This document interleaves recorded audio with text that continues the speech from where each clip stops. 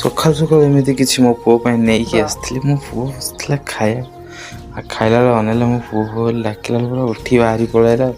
ସେରେ କ'ଣ ଆଣିଦେଇଛନ୍ତି ବାବା ଦେଖି ତ ମୁଁ ଧରିକି ଜାବୁଡ଼ିକି ଧରି ପଡ଼ିଲା ତ ପୁଣି ଦେଇ ପକାଇଲେ। ତାର ମୁଁ ଯେତେବେଳେ ଲଲିପପ୍ଟା କାଢ଼ିକି ଦେଲି ପୁରା ଧରି ପକାଇଲି ସେମିତି କିଛି ଛଡ଼େଇ ଦେଇନଥିଲି। ତା ଉପରେ ଯେଉଁ କଭରଟା ଥିଲା ତ ବି ତ ପାଟିରେ ପୁରେଇ ଦେଇଥିଲେ। ତାର ମୁଁ କାଢ଼ିକି ଦେଇଦେଲି। ତାର ଆରାମସେ ଖାଇ ପୁରା ଖେଳୁଥାଏ।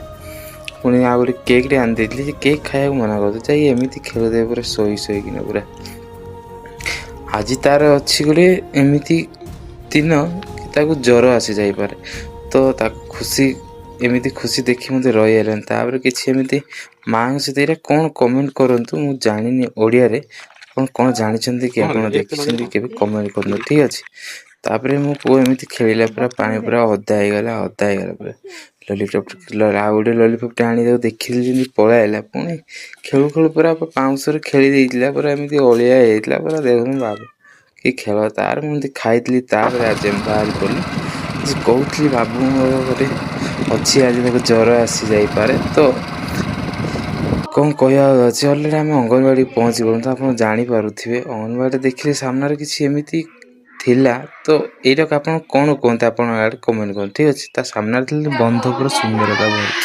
ତାର ମୋ ପୁଅର ଏମିତି କିଛି ଚାଲିଥିଲା ଯେ କି ଆମର ଦିଦି ତାଙ୍କୁ ଦେଇ ଦେଇଥିଲେ। ତାପରେ ମୋ ପୁଅ ପୁରା ଖୁସିରେ ବାହାରି ପଳାଇ ଯାଇଥିଲା। ତାପରେ ଆମେ ଗଲୁ ବଜାର ଗଲା ପରେ ଏମିତି ମୋ ପୁଅକୁ ଦେଲି ଆଜି ଆଖୁ ରସ ପିଇବାକୁ, ଯେଉଁଟାକି ନର୍ମାଲ୍ ଆଖୁ ରସ, ଆଇସ୍ ପଡ଼ିନି ବି ଭଲ ଅଛି। ଆଇସ୍ ପଡ଼ିଥିଲେ ଟିକେ ଭଲ ପୁରା ଥଣ୍ଡା ଲାଗନ୍ତା। ଆଜି ମୋ ପୁଅ ପିଇଲା ଖୁସିରେ ପୁରା ଆଖୁ ରସଟା ଦେଇଦେଲେ ପୁରା ଖୁସିରେ ପିଇଦେଲା। କେବେ ବହୁତ ଦିନ ପରେ ଯେଉଁ ଛୋଟ ଛୁଆ ଥିଲା, କେତେ 9 ମାସ ଖଣ୍ଡେ ହେଉଥିଲା ସେତେବେଳେ ଆମେ ପିଇଥିଲୁ। ଏବେ ପିଇଲୁ ତାପରେ ଆମେ ପକେଇ ନେଲା ପରେ ଗାଡ଼ିକୁ ଟିକେ ପିଇଦେଲୁ। ଗାଡ଼ିକୁ ପିଇ ନେଲା ପରେ ଆମେ ବାହାରି ପଡ଼ିଲୁ। ମ୍ୟାଡ଼ାମ୍ ଯାଇଛନ୍ତି ଗୋଟେ କପଡ଼ାରେ କିଣି ଏମିତି ପୁରୁଣା ପର୍ସ ଦୋକାନ ଦାରିଙ୍ଗବାଡ଼ିରେ ଯେଉଁଠିକି ଭଲ କପଡ଼ା ମିଳେ। ଆଉ ତ ତାକୁ କଟିଂ କରିକି ଅସ୍ତ୍ର କପଡ଼ା କିଣି ନେବାକୁ ଗଲେ ପୁଣି ଗଲେ ଆଉ ଗୋଟେ